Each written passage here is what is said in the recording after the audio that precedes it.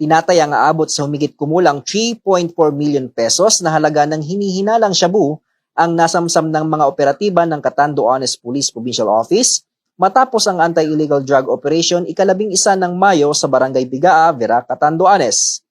Ikinasa ng pinagsanib na puwersa ng kapulisan sa pangunguna ng Regional Police Drug Enforcement Unit kasama ang Catanduanes Provincial Intelligence Unit at Birac Municipal Police Station ang isang operasyon sa bisa ng Search Warrant number 2026-08-EJ na ipinalabas noong ika-4 ng Mayo ng RTC Branch 43. Kinilala ang target sa alias na Boss, isang 44 anyos na tricycle driver at negosyante at pasok bilang high-value individual. Na-recover ng mga operatiba ang malaking bulto na pinaghihinalang illegal na droga at mga parapernalya kabilang ang 71 heat-sealed transparent plastic sachet na naglalaman ng hinihinalang shabu.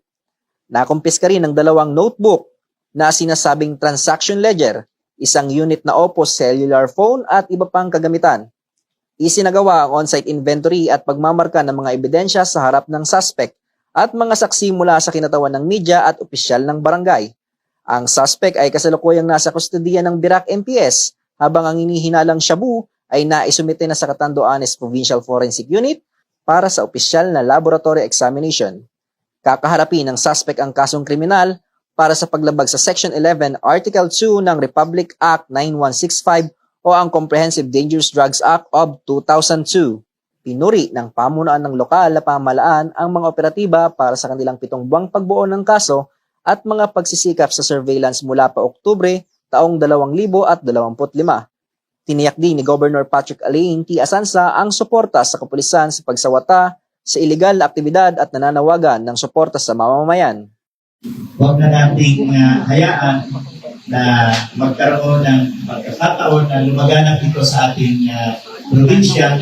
Happy Island tayong tinatawag at sana ay ang droga ay hindi maging bahagi ng kultura ng ating pamumuhay. Samantala, siniguro naman ni Provincial Director Police Colonel Elmer R. Sereno ang pagpapalakas sa border control points sa probinsya upang mapigilan ang pagpasok ng mga kontrabando sa isla. Tuloy-tuloy po namin yung kampanya natin sa lahat ng hindi lang po sa ito na droga, lahat ng illegal na pumapasok sa atin. Kaya pinalakas po natin yung programa ng ating Provincial Director, si Brigadier General Ercito Miranda, sa border control point po natin. Mula dito sa Catanduanes Police Provincial Office, ako po si Police Corporal Janel Sales, nag-uulat para sa Police News Network. Ito ang Bagong PNP para sa Bagong Pilipinas, serbisyong mabilis, tapat at nararamdaman.